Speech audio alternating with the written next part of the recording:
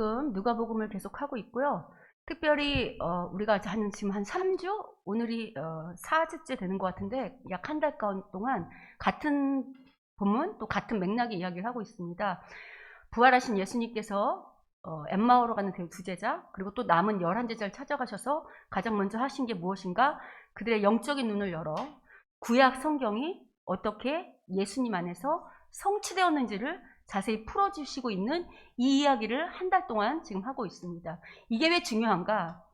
거듭 말씀드리지만 성경을 어떻게 해석하느냐가 우리의 믿음의 수준이고 또 삶을 살아가는 실력이 된다고 그랬어요. 우리가 지금 그런 맥락에서 유대인들이 예수님을 메시아로 몰라봤던 것이 구약의 메시아를 말하고 있는 구약 성경을 잘못 해석했기 때문에, 그죠? 자기들의 생각과 자기들의 욕심과 자기들의 관점으로 해석했기 때문에 예수님이 메시아이신 걸 몰라봤다고 그랬잖아요. 우리는 그런 과오를 겪지 않기 위해서 구약이 말하고 있던 메시아의 대심, 그러니까 구약이 말하고 있던 구원의 약속이 어떻게 예수님 안에서 성취되었는지를 부활하신 예수님의 빛으로 제자들에게 말해주신 이 대목을 가지고 우리가 지금 계속해서 살펴보고 있는 중입니다. 그래서 오늘도 계속해서 그 이야기를 하려고 하는데요. 제가 지난주 이런 얘기 해드렸죠. 메시아가 올 때 구원이 이루어지는데 그런 구원이 이루어질 때 일어나는 징조들이 있다. 여러분 기억하세요? 기억이 안 나시면 전전주 유튜브 다 보셔야 돼요. 특별히 그 중에 3가지 징조가 율법, 성전, 땅에 당한 회복이었다. 그게 왜 중요하냐라고 할 때 그게 이스라엘의 정체성하고 연관이 있다고 그랬다. 세상 나라는 세상 법을 따른다고 한다면 하나님 나라 백성은 하나님 나라 법을 따르는데 그 법이 뭐냐면 하나님의 말씀 곧 율법이다. 그리고 두 번째가 세상은 세상 왕의 통치를 받지만 우린 누가 왕이시죠? 하나님이 왕. 그래서 하나님이 왕 되심. 그리고 하나님이 우리와 함께 하시려고 계시는 곳. 그게 뭐라고 그랬죠? 성전. 여러분 꼭 부탁인데 지난주 성전, 율법 이건 의미가 되게 중요해서 근본적인 의미가 뭐냐 이거 중요해서 꼭 다시 반복해서 여러분 머릿속에 마음속에 새기시면 좋겠습니다. 성전의 목적이 하나님이 함께 하심이라고 했잖아요. 그래서 하나님이 함께 하시는 걸 보여주기 위해서 성전이 필요했다. 그리고 마지막으로 땅은 하나님 나라 백성이 사는 이 이야기인데 이제 오늘 땅에 관한 이야기를 할 거예요.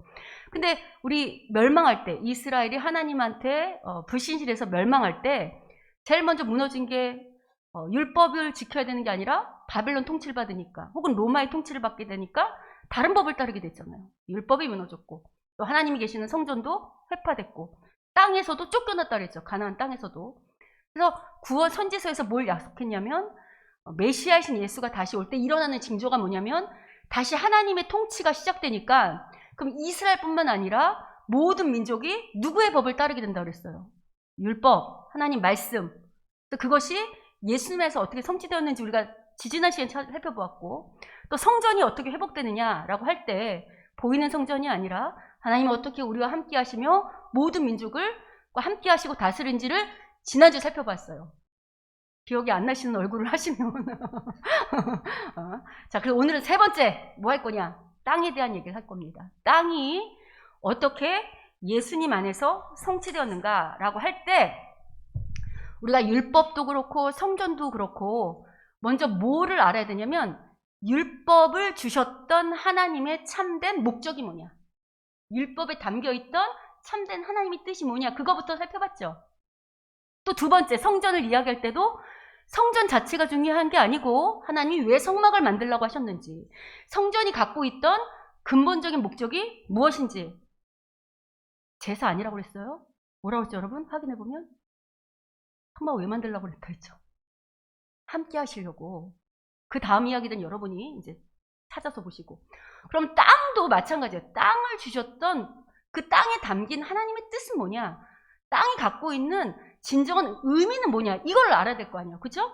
자, 그러면 땅은 어떤 의미를 갖고 있냐면 원래 땅은 아브라함에게 약속 주셨던 땅이었잖아요. 근데 이스라엘 백성이 출애굽하면서 그 땅에 쫓겨나고 애굽에 있다가 하나님이 구원하시고 다시 가나안 땅을 주시겠다고 약속하셨죠.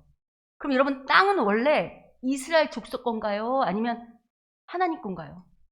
원래 하나님 거예요. 이스라엘 게 아니야. 이스라엘은 원래 노예였어. 가진 게 아무것도 없었어요. 근데 아무것도 없던 이스라엘을 구원하시고 가나안 땅을, 그러니까 물론 가나안 땅만이 아니라 모든 것이 다 하나님 거지만 이 땅을 자기 백성에게 선물로 주신 거죠. 선물과 축복으로 주셨어요. 왜 선물로 주셨을까요? 여러분, 하나님은 이스라엘 백성을 출애굽시켰어요. 그리고 광야에서 헤매게 두지 않고 땅이라는 것을, 정착할 수 있는 땅을 선물로 주셨어요. 왜 주셨을까요? 사랑하니까 잘 살라고 주셨겠지. 그 땅에서 잘 정착해서 자기 백성이 잘 살기를 바랬겠죠. 자, 그러면 잘 산다는 의미가 뭔지를 생각해 봐야 돼요. 여러분, 세상 사람은 잘 사는 거를 뭐를 잘 산다고 말하죠? 부자를 보면 뭐라고 말해요? 저지? 잘 사네 이렇게 말하죠. 그 말이 맞을까요? 부자면 다 잘 사는 건가요? 그건 부자인 거예요. 하나님 말씀에 잘 산다는 의미는 어떤 의미가 담겨 있을까요? 하나님 말씀에 순종하며 하나님의 뜻대로 하나님이 맡기신 일들을 잘 감당하며 사는 것이 잘 사는 거예요. 맞죠? 자, 그러면 아까도 말한 것처럼 하나님 백성이 그 땅에서 가장 잘 살려면 우선되는 게 누구의 말씀을 알고 하나님 말씀이 뭘 말하는지 알고 그 말씀대로 잘 순종하며 사는 게 잘 사는 거예요. 자, 그럼 제가 여러분한테 이렇게 질문할게요. 그럼 말씀만 있으면 잘 살 수 있나요? 말씀만 있으면 나는 아무것도 괜찮아. 난 배를 골마도 괜찮아. 이럴 수 있어요? 잘 살려면 말씀도 필요하지만 뭐도 필요할까요? 여러분 솔직하게 말씀해 보세요. 잘 살려면 하나님의 말씀도 필요하지만 뭐도 필요해요. 물질도 필요해요. 물질도. 특별히 구약에서는 하나님과의 관계가 좋아서, 그러니까 하나님 앞에 믿음이 좋아서 나오는 결과가 물질의 풍요, 그러니까 번성 이런 걸로 나타난다고. 그러니까 믿음과 또 하나님의 축복이 비례하는 걸로 나와요. 물질의 번영으로. 자, 그러면 아까 말한 것처럼 땅을 주실 때 하나님의 기대가 내 백성이 여기서 잘 살았으면 좋겠다는 말 속에는 하나님의 말씀만 잘 지킨다는 의미만 포함되어 있는 게 아니라 이 땅에서 경제적인 풍요와 번성도 누리기를 바라신다는 거예요. 자, 그러면 또 물을게요. 내가 그럼 경제적으로만 풍요하면 잘 살게 되나요? 뭐가 있어야 잘 살죠? 걱정 근심이 없어야지. 아니, 여러분 부자들도 뛰어내리잖아요. 죽잖아요. 자살하기도 하고. 그게 이제 편안함이 아니라 평안. 그러니까 편안이 아니고 평안이 있어야, 그러니까 근심 걱정이 없어야 그게 잘 사는 거예요. 그러니까 지금 하나님이 이 이스라엘 땅을 주시면서 그 땅에서 잘 살길 원했다는 것은 하나님 말씀대로 잘 지키며 살고 그 결과 하나님이 주시는 경제적인 풍요만 누릴 뿐만이 아니라 걱정 근심 없는 평안이 늘 넘치는 삶을 바라셨다는 거예요. 이거를 한 단어로 말하면 뭐라고 말할 수 있냐면 안식이라고 말할 수 있죠. 안식. 그러니까 땅이 갖는 의미는 뭐냐면 백성이 뭐 하길 바랬다고요? 안식하길 바라는 거야. 참된 안식을 누리길 바라셔서 땅을 주셨어요. 그래서 하나님께서는 선물로 주신 그 땅에서 당신 백성이 잘 살기를 바라면서 뭐라고 말씀하시는가? 이렇게 말씀하시죠. 레위기 18장 24절부터 28절 볼게요. 그래서 이런 말씀을 하시는 거예요. 레위기 18장 24절부터 28절 우리 한번 같이 읽어보겠습니다. 읽겠습니다. 시작. 너희는 이 모든 일로 스스로 더럽히지 말라. 내가 너희 앞에서 쫓아내는 족속들이 이 모든 일로 말미암아 더러워졌고 그 땅도 더러워졌으므로 내가 그 악으로 말미암아 벌하고 그 땅도 스스로 그 주민을 토하여 내느니라. 다음. 그러므로 너희 곧 너희의 동족이나 혹은 너희 중에 거류하는 거류민이나 내 규례와 내 법도를 지키고 이런 가증한 일에 하나라도 행하지 말라. 너희 전에 있던 그 땅 주민이 이 모든 가증한 일을 행하였고 그 땅도 더러워졌느니라. 너희도 더럽히면 그 땅이 너희가 있기 전 주민을 토함같이 너희를 토할까 하노라. 이게 무슨 얘기냐면 이제 이스라엘에게 선물로 주신 가나안 땅은 이제 들어가면 누가 있죠? 거기 살던 원주민들이잖아요. 가나안 족속들. 근데 하나님 뭐라고 말씀하시냐면 이 앞에 다시 보여주시면 앞에 너희는 이 모든 일로 스스로 더럽히지 말라. 말씀 보여주세요. 그럼 내가 너희 앞에서 쫓아낸 족속들이 더러워져서 그 땅도 더러워졌기 때문에 땅이 그 주민을 어떻게 했대요? 그 더러워진 땅, 그 주민이 더럽기 때문에 땅이 그 주민을 어떻게 냈대요? 토해냈다. 땅에서 쫓겨났다는 거예요. 그 다음 보시면 그래서 뭐라고 말해요? 너희는 이제 이스라엘 백성한테 말하는 거예요. 너희 동족이나 혹은 너희 중에 구하는 모든 사람들도 하나님의 규례, 법도를 지키고 가나안 족속이 했던 가증한 일 중에 하나도 행하지 마라.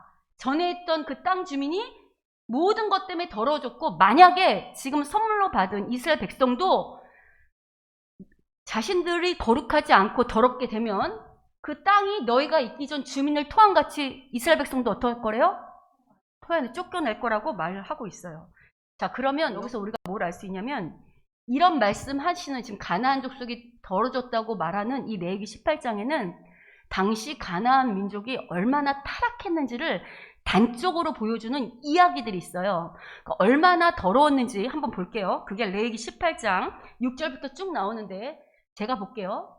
이게 이제 가나안 족속이 했던 일들이에요. 그러니까 가나안 족속이 했기 때문에 새로 오는 이스라엘 백성에게는 이 일을 하지 말라고 그러는 거예요.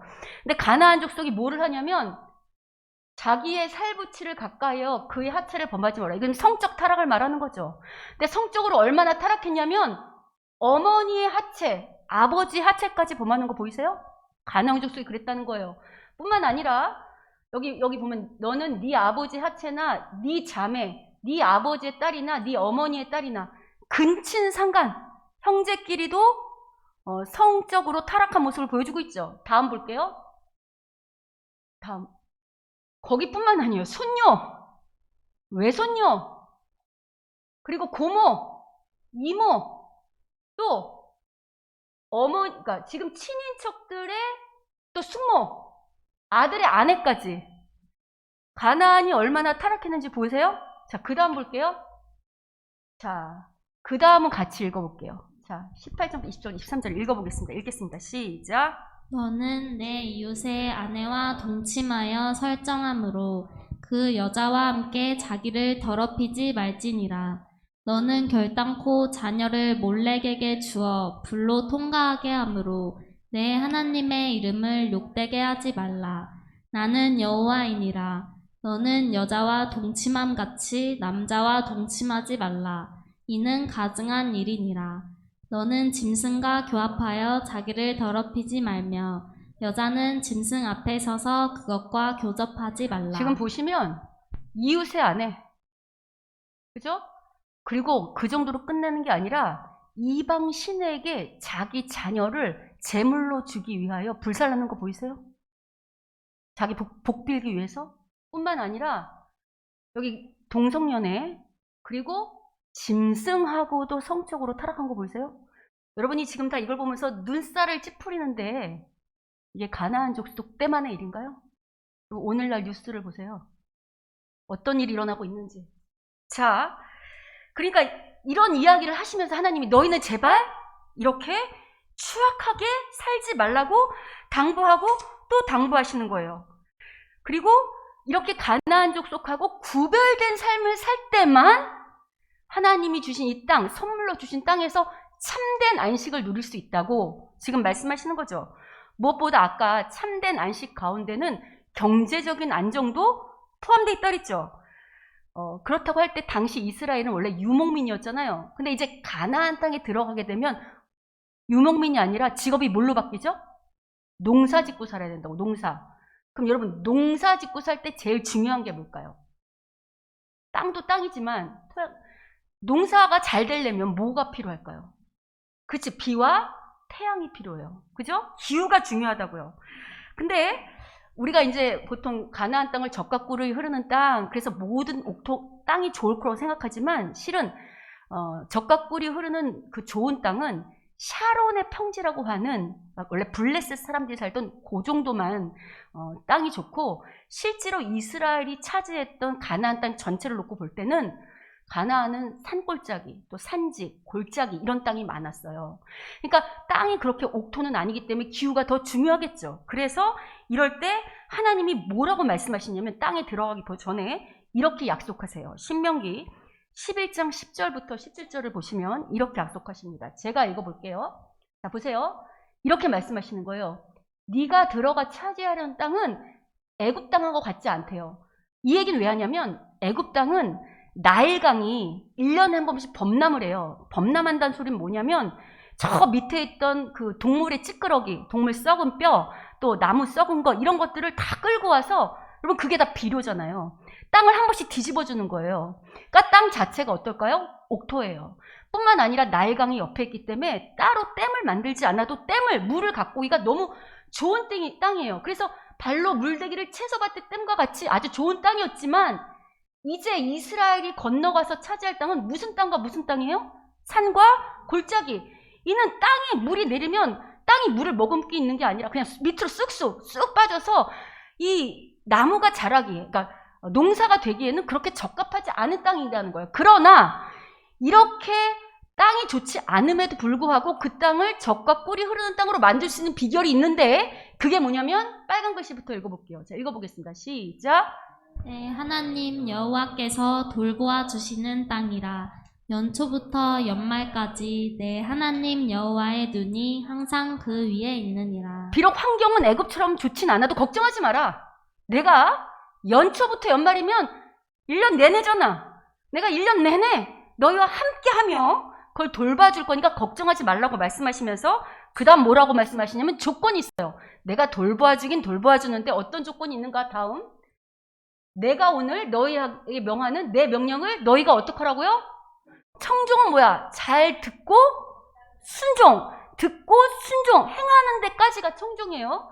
그리고 마음을 다해서 하나님을 섬기면 하나님이, 여러분 이스라엘은 건기와 우기가 뚜렷해요. 그러니까 비가 적당한 때에 내려줘야 가능하다고 농사가. 근데 하나님이 어떻게 한다고? 이게 건기, 우기, 때를 따라 내리는 비를 말하는 거예요. 이른 비와 늦은 비를 내가 가장 적당한 때에 비를 내려서 너희가 포도주 기름 풍성하게 이 가축들 다 키울 수 있도록 내가 경제적으로 안정할 수 있도록 도와주겠다는 거 보이셔요? 뿐만 아니라 다음 볼게요. 다음. 자, 그런데 하나님이 얼마나 이 백성한테 당부하고 또 당부하냐면 또 말씀하세요. 너희는 산과 들었건데 제발 부탁인데 미혹하여 돌이켜 누구를 섬기지 말래요? 세상이 타락한 세상이 따라가는 그 길, 그 신 절대 섬기지 말고 거기에 절하지도 말아라. 그러면 하나님이 진노하사 하늘에 다 비 안 내려주시겠다는 거예요. 그리고 더 이상 땅에서도 소산을 주지 않겠다고 말씀하시면서 아까 말한 것과 같은 맥락, 땅이 너희를 토해내는 그런 일이 멸망한다는 게 그 말이잖아요. 여러분 땅에서 멸망당했다는 것은 이스라엘이 어떻게 됐다는 거예요? 참된 안식이 깨졌다는 거예요. 자, 근데 불행하게도 여러분 지금 하나님께서 계속해서 세상 따라가지 마라, 하나님만 섬겨라, 하나님 말씀 청종하고 그 법도대로 살 때 참된 안식이 주어진다고 이 땅을 주시면서 그 땅 속에서 말씀하고 계시는데도 이스라엘은 어떻게 했죠? 선지서를 보면요, 이 가나안 족속보다 더 악했어요. 인신매매했다고. 제가 하는 얘기가 아니고 선지서에 나와 있어요. 또 저울추를 속였어요. 또 고위 관리들, 또 제사장이나 왕은 말씀으로 하나님을 잘 지도해야 됨에도 불구하고 자기들끼리 부정부패, 축제하고 술에 빠져 향락해서, 제가 예전에 아모스서 가르칠 때 궁에서 고위 관리직이 여자 부인이 여보 술 한 잔만 갖다 주세요 라고 하는 이야기 기억나세요? 이렇게 타락했다고요. 강도가 들끓었고 하나님을 믿는 백성이라고는 생각할 수 없을 만큼 세상보다 더 악하게 추락했어요. 그리고 고위 관리직들, 백성들은, 제사장과 왕들은 약한 백성에 피를 빨았다고. 이뿐 아니에요. 앞서서 하나님이 절대 다른 신 섬기지 말라고 그랬죠. 그런데 이스라엘 백성은 하나님만 섬긴 게 아니고 당시 가나안에 있던 바알과 아세라도 같이 섬겼어요. 왜 그랬을까요? 바알이 비의 신이에요. 비를 주는 신. 바알과 아세라는 여자 신이에요. 그러면 당신은 자손이 많은 게 번영을 상징하기 때문에 남신과 여신이 교접하면 풍요한다는 그런 아주 그 이상한 그런 신들을, 그러니까 그런 여러 가지 제사를 지내는 그 신들을 따라서 섬겼다고. 이유가 뭘까요? 이른 비와 늦은 비를 준다고 말씀하셨던 하나님의 그 때를 기다릴 수 없었어요. 하나님은 보이시지 않잖아요. 그런데 바알은 보이는 신처럼 상을 세워놓고 제사를 지내면, 기후제를 지내면 마치 비가 오는 것처럼 보이니까 하나님을 따라가는 게 아니라 당장 눈에 보이는 번영, 당장 눈에 보이는 비를 쫓아서 누구를 섬겼는가? 바알이요. 결국 하나님을 섬긴 게 아니라 자기의 욕심을 따라 사는 길로 간 거죠. 결국 어떻게 됐죠? 이스라엘은 땅에서 쫓겨났어요. 땅이 그들을 토해냈죠. 땅이 그들을 토해냈다는 것은 이제 그들에게 뭐가 없어졌다는 거예요? 참된 안식이 없어졌다는 거예요. 그런데 앞서서 말한 것처럼 이 땅은 본래 누구 거죠? 하나님 거예요. 하나님께서 선지서를 통해서 메시아가 오면 이 땅에 이스라엘을 회복하시고 당신의 나라를 영원히 세우실 거라고 말씀하셨죠. 그래서 당연히 메시아가 오면 율법, 성전만 회복되는 게 아니고 땅도 어떻게 될 거라고 유대인들은 기대했을까요? 땅도 다시 가나안 땅이 이스라엘 자신들의 것이 될 거라고 생각했겠죠.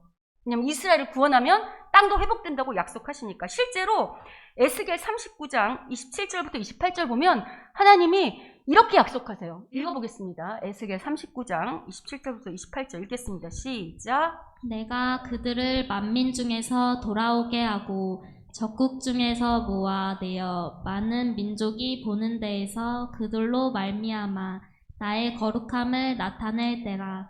전에는 내가 그들이 사로잡혀 여러 나라에 이르게 하였거니와 후에는 내가 그들을 모아 고국 땅으로 돌아오게 하고 그 한 사람도 이방에 남기지 아니하리니 그들이 내가 여호와 자기들의 하나님인 줄을 알리라. 지금 에스겔 선지서를 통해서 니네가 지금은 땅에서 쫓겨났지만 이게 지금 메시아가 올 때 일어나는 징조들을 말씀하시는 거거든요. 메시아가 와서 영원한 하나님 나라가 세워지면 너희들도 다 원래 있던 이 가나안 땅, 고국 땅으로 돌아오게 될 거라고 약속하시는 거 보이세요? 그러니까 당연히 유대인들은, 예수님 당시 유대인들은 비록 로마의 통치를 받았지만 메시아가 오면 이 땅도 다시 자신들의 것이 될 거라고 생각했어요. 그런데 예수님 오셨죠? 근데 여러분, 땅이 도로 이스라엘 것이 됐나요? 아니면 여전히 로마의 것이었나요? 여전히 로마의 것이었어요. 부활하셨음에도 불구하고 여전히 로마의 것이었기 때문에 예수님의 제자들조차도 예수님의 메시아 되심을 잘 몰랐던 거죠. 그런데 오늘 부활하신 예수님께서 이 11제자에게 찾아가셔서 이 약속들이, 이 구약의 약속들이, 이 구원의 약속들이 어떻게 자신에게 성취됐는지를 설명해 주시는 거예요. 자, 그러면 우리가 어떻게 부활하신 예수님 속에서 이 땅에 대한 약속이 이루어졌다는 것인가에 대해서 살펴보려고 해요.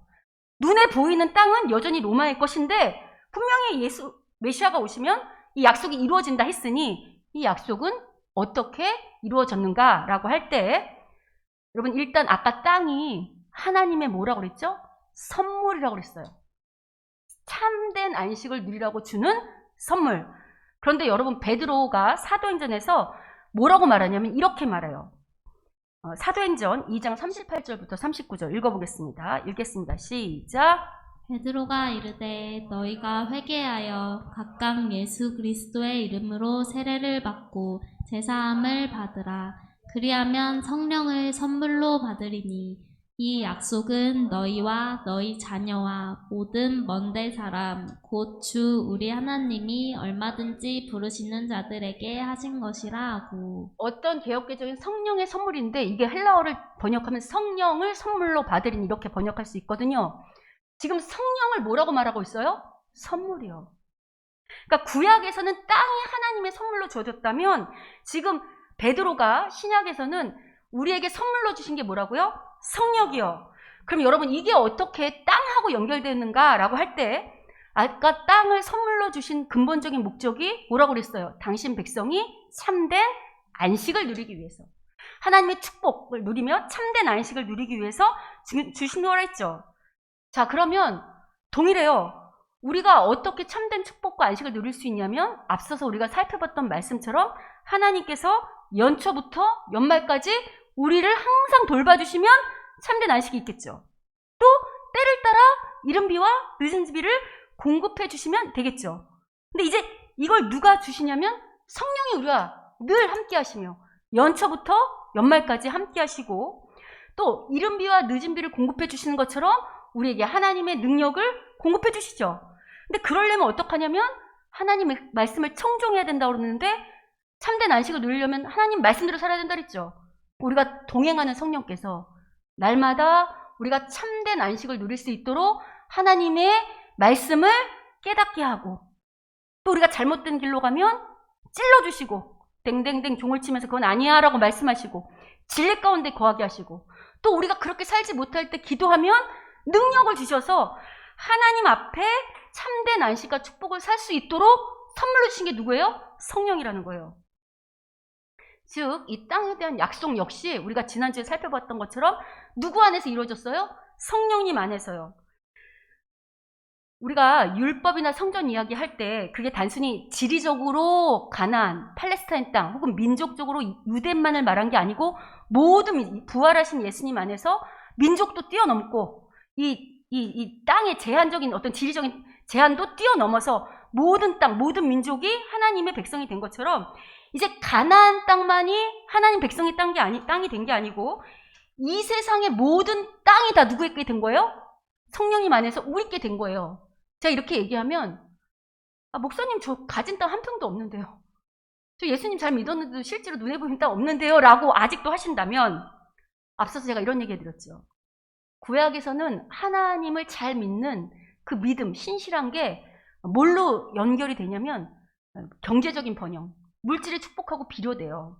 그러나 이제 신약은 이렇게 뿐만 아니고 아까 이제 구약에서는 땅이 제한돼 있었잖아요. 그럼 이제 성령님 안에서 땅만 우리 게 아니고요. 보이는 이 모든 세상이 누구의 것이 됐을까요? 우리의 것이 됐어요. 그래서 바울이 이런 얘기합니다. 고린도전서 3장 21절하고 8장 17절 보면 이렇게 말하잖아요. 그런즉 누구든지 사람을 자랑하지 마라. 만물이 다 누구 거래요? 우리 거래요. 자녀이면 또한 상속자, 곧 하나님의 상속자요. 그리스도와 함께한 상속자다. 우리가 누구래요? 상속자래요. 왜 이렇게 얘기하죠? 부활하신 예수님 안에서 우리가 하나님의 자녀가 됐잖아요. 부활하신 예수님이 모든 만물의 주인이시죠. 근데 우리가 자녀가 됐으니까 우리도 그 안에서 이 모든 만물의 뭐가 됐어요? 상속자가 된 거예요. 그러니까 이제는 땅만, 요 어떤 제한적인 땅만이 아니라 이 모든 피조 세계가 다 우리께 된 거예요. 여러분 실은 이게 처음 제가 말한 구원의 의미에도 담겨있던 이야기예요. 여러분 잘 보시면 우리가 타락하기 전에 하나님이 처음 사람을 만들었을 때 하나님께서 이 보이는 세상을 만드셨잖아요. 이 보이는 물질적인 세상을 만드신 이유가 뭐라고 그랬죠? 이거 세상을 왜 만드셨어요? 사람 때문에 만드셨다 그랬잖아요. 맨 마지막에 만든 게 누구예요? 사람. 다 죽고 나 하나만 있어도 공기도 필요하고 물도 필요하고 먹을 것도 필요하고 다 필요하다고 그랬잖아요. 그래서 제가 그런 얘기 많이 해드렸잖아요. 우리가 애 낳기 전에 애가 살아갈 수 있도록 부모가 다 환경을 준비하고 아이를 낳는 것처럼 하나님께서 사람 때문에 이 피조계를 만드셨다. 그리고 나서 어떻게 하죠? 사람을 만들고 나서 사람한테 다 주셨잖아요. 원래 하나님 건데 네가 여기서 잘 다스려봐 라고 주셨죠. 그래서 제가 창세기 공부할 때 안식 얘기할 때 하나님께서 6일 동안 세상을 창조하시고 7일에 안식하셨다라고 할 때 사람을 맨 마지막에 만드셨지. 그때 안식이 무슨 의미라고 그랬어요? 안식이 뭐라고 그랬죠? 그냥 쉬는 게 안식이라고 그랬나요?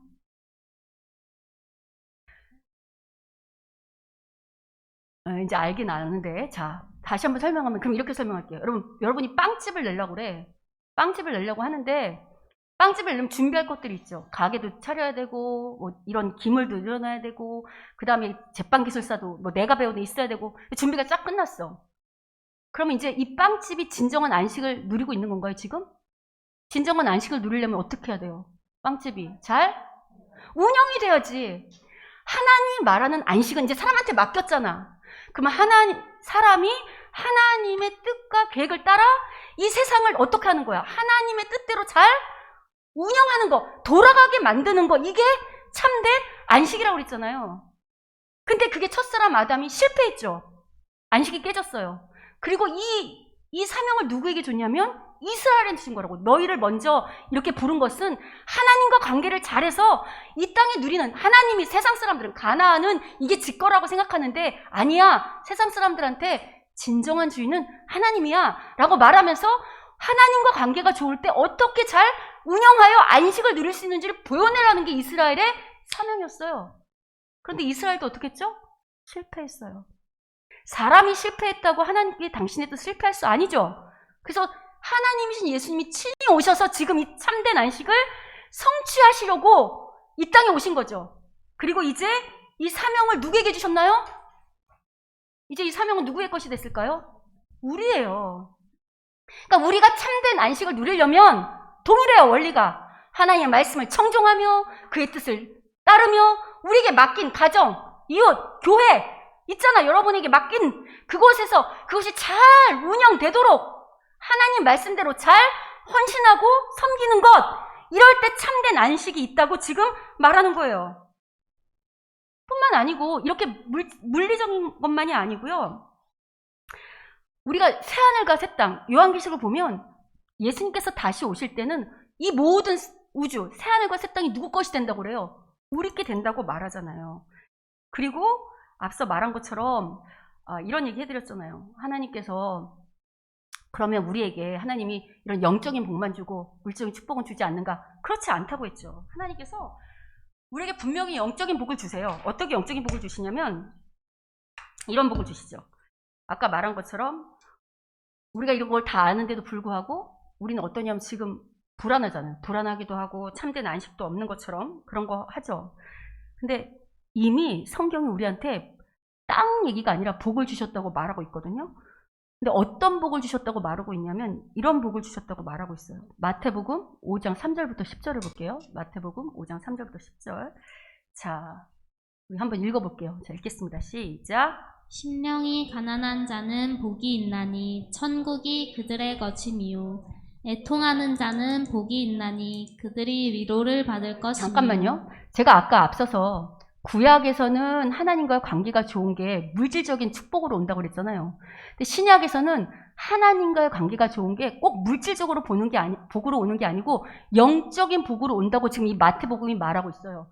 그런데 이제 복이 어떤 복이냐면 심령이 가난한 자가 복이 있다는 거예요. 여기서 말하는 복을 받는다는 것은 심령이 가난해져서 구원받는다는 게 아니고 이미 하나님이 백성이 된 자라고 한다면 그 사람에게 어떤 복이 주어졌냐면 심령이 가난하다는 건 뭐예요? 오직 하나님만을 의지하려는 복, 이런 복이 주어졌다는 거예요. 또 애통한다고 할 때 세상 사람들은 돈이 없고 물질이 없어서 애통한다고 한다면 우리는 하나님 앞에서 우리가 얼마나 의롭지 못한가, 또 하나님 앞에서 우리가 얼마나 추한가, 우리가 하나님을 따르고 싶지만 그러지 못한 것 때문에 애통하는 복이 주어졌다는 거예요.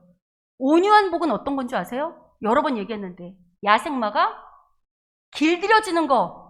우리가 다 야생마처럼 자기 마음대로 살잖아요. 온유가 어떤 태도를 말하는 게 아니고 우리가 다 자기 욕심대로 살았지만 이제 하나님 앞에서 잘 다듬어지고 훈련되어진 걸 온유라고 그랬어요. 그 복을 받고 또 의에 주르고 목마른 복, 긍휼히 여기는 복, 마음이 청결한 복.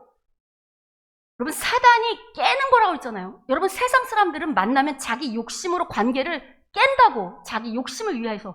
근데 우리는 어떻게 하냐면 깨진 관계를 어떻게 하려고 하죠? 회복하려는, 화평케 하는 자로 복을 받았다는 거예요. 또 의를 위하여 박해를 받는 자. 세상은 자기 욕심, 자기 이기심을 위해서 정의로운 일에 뛰어들지 않아요. 박해는커녕 도망을 가지. 그러나 우리는 하나님의 공의를, 정의를 위해서 혹은 진리를 위해서, 하나님의 선을 위해서 기꺼이 박해도 감수하는 자가 됐다는 거예요. 이런 영적인 것들을 이미 받은 복이라고 말하는 거예요.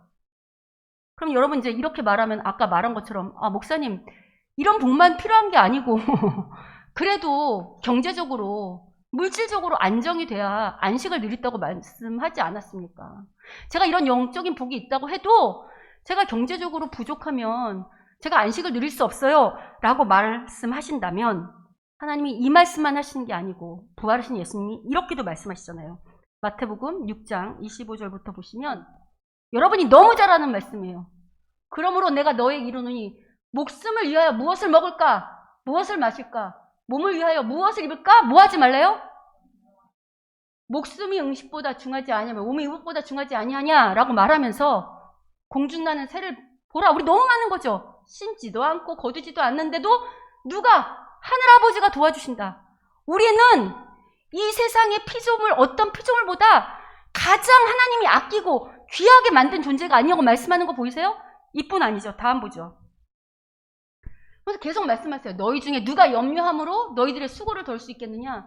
꽃 하나도 솔로몬이 영광으로 만든 것보다 이 꽃 이렇게 만들 수 없어. 이게 나야. 이 창조주가 너희를 먹이고 입힐 거야. 라고 말씀하시면서 우리 이런 말씀하시죠. 다음 보시면 계속 염려한다고 한다면 이는 다 누가 구하는 것들이래요? 하나님 모르는 자들. 하나님을 몰라서 불안에 떠는 자들이 늘 걱정하고 근심하는 것들이고 하나님 아는 자들은 이 구원의 의미를 안다면 이미 구원에서 약속한 하나님이 어떻게 우리와 동행하시며 연초부터 연말까지 이른 비와 늦은 비를 내리시는 하나님을 안다면 이런 걱정하지 않을 거라는 거예요. 하나님이 이미 우리에게 있어야 될 것들을 다 어떻게 한대요? 아신다고 말씀하시잖아요. 그래서 너무 중요한 이야기, 마지막 이야기 한번 볼게요. 이건 다 같이 읽어보겠습니다. 읽겠습니다. 시작. 읽겠습니다. 시작. 그런즉 너희는 먼저 그의 나라와 그의 의를 구하라. 그리하면 이 모든 것을 너희에게 더하시리라. 그러므로 내일 일을 위하여 염려하지 말라. 내일 일은 내일이 염려할 것이요 한날의 괴로움은 그날로 족하니라. 여러분 성경이 분명히 약속하고 있는 거 보이세요? 조건이 있죠. 어떤 조건? 먼저 그의 나라와 의를 구하면 이 모든 것을 우리에게 함께 하신다고, 주신다고. 여러분 저도 예수님 믿은 지 한 30년 넘게 살아봤지만 뒤돌아보면 하나님이 한 번도 몰라라 하신 적 없고 정말 우리의 필요를 다 채워주셨던 것을 고백해요. 근데 만약 그럼에도 불구하고 우리한테 참된 안식이 없다면, 그리고 그 이유가 어떤 눈에 보이는 물질이나 혹은 인간관계나 여러 가지 때문에 우리가 지금 불안에 떨고 있고 안식이 없다면 뭐를 점검해 봐야 될까요? 우리의 믿음을 점검해 봐야 돼요. 우리의 사명을 점검해 봐야 돼요. 내가 주께서 말씀하시는 대로 살고 있는지, 내가 주님을 믿고 주님만을 의지하고 있는지. 물론 우리가 열심히 살고 또 물질 저축도 하고 해야 되겠지만 우리의 관심이 하나님과 나와의 관계에 있어야 된다는 거. 그럼 우리가 지난주 성전 이야기하면서 성령께서 날마다 우리와 함께 하시려면, 하나님이 우리와 함께 하시려면 우리가 거룩해지는 싸움을 해야 된다고 그랬잖아요. 그 싸움 안 하면 어떻게 한다고 그랬죠? 성령이 소멸하기도 하고 떠나실 수도 있다고 분명히 말한다고 했잖아요. 그러므로 여러분, 오늘 혹시 나한테 참된 안식이 없다. 그럼 관계를 점검해 보세요. 여기서 말하는 관계는 내가 생각하는 그런 관계가 아니에요. 내가 뭐 예배 잘 드리고 뭐 하나님 생각하고 이런 게 아니고 누가 인정해야 될까요? 하나님이 그래 네가 지금 잘하고 있다. 여러분 사랑한다는 거, 하나님을 섬긴다는 건 여러분 아내가 남편을 사랑하면 누구의 말을 들어줄까요? 남편의 말을 들어주겠지. 남편이 아내의 말을 사랑하면 아내의 말을 들어주겠지. 하나님을 사랑한다는 건 그 말대로 행하는 거예요. 어떠세요, 여러분? 여러분은 오늘 뭐를 묵상하고 계십니까? 무엇을 입을까? 무엇을 먹을까를 더 많이 묵상하고 계십니까? 아니면 하나님의 약속을 묵상하고 계십니까? 여러분 애통해서 우시잖아요. 속상해 하시잖아요. 속상하는 이유가 뭐예요? 하나님 나라 때문이에요? 아니면 물질 때문인가요? 여러분 우리가 지금 줄이고 목마르잖아요. 나한테 부동산이 없어서 줄이고 목마른가요? 아니면 하나님의 말씀과 의와 하나님을 따르려는 그 진리가 없어서 목마른가요? 세상이 주는 편안함을 추구하지 마시고 하나님이 주시는 평안을 묵상하십시오. 그리고 무엇보다도 중요한 게 있죠. 여러분 지금 하나님께서는 태초에 하셨던 약속을 지금 또 구약의 선지자 했던 약속을 몇백 년이 지난 이 시점에서도 우리가 이제 성경을 통해서 알 수 있는 게 뭐냐면, 지금 부활하신 예수님을 통해서 뭘 알 수 있냐면, 당신이 했던 약속을 실제로 하나도 땅에 떠들어지지 않고 다 이뤄가신 거 보이세요? 그래서 우리가 힘들어도 율법이 어떻게 성취됐는지, 성전이 어떻게 성취됐는지, 땅이 어떻게 성취됐는지를 공부하는 거잖아요. 왜? 하나님께서 그냥 말씀으로만 우리를 돌본다고 한 게 아니라 실제 역사 가운데, 특별히 부활하신 예수님 가운데 당신이 몇백 년 전 혹은 그 훨씬 이전에 약속했던 것들을 어떻게 하나하나 지켜가시는 신실한 하나님이신지를 우리한테 지금 보여주시는 거, 그거 우리가 확인하려고 지금 이렇게 말씀을 공부하는 거잖아요. 그러니 여러분, 변해가는 세상, 거짓말하는 세상, 타락한 세상 믿지 말고 신실하게 당신의 약속을 철저히 지키시는 이 하나님만을 묵상하고 이 하나님만을 따라간다면, 설사 지금 내가 좀 환경이 어려워도, 설사 장장은 눈에 보이는 없는 것처럼 보여도 이 말씀을 믿는다면 하나님의 당신이 적절한 때에 이른 비와 늦은 비를 주시고 먼저 그의 나라 의를 구하는 자라면 절대 모른 척하지 않고 끝까지 돌보실 거라는 이 말씀을 믿는 믿음이 있다면 안식이 있을까요, 없을까요? 안식이 왜 없는지 다시 한번 점검해 보십시오. 하나님은 우리에게 안식을 주시는 하나님입니다. 우리의 믿음이 다시 한번 하나님을 향해 바라보고, 내가 지금 안식을 누리지 못하는 것이 혹시 여전히 미성숙한 자리, 하나님하고 상관없는 그 자리에 있기 때문은 아닌지 돌아보는 우리가 되기를 부탁드립니다. 바라기는 부활하신 예수님으로 인해서 우리 가운데 함께 하시는 성령님을 통해 하나님과 더 깊은 관계를 원하시고, 그로 말미암아 참된 안식을 주시려고 하는 이 하나님의 신실한 약속을 믿고 그에 순종하며, 그러므로 말미암아 참된 안식을 누리는 우리 모두가 되시기를 주님의 이름으로 축원합니다. 아멘. 우리 시간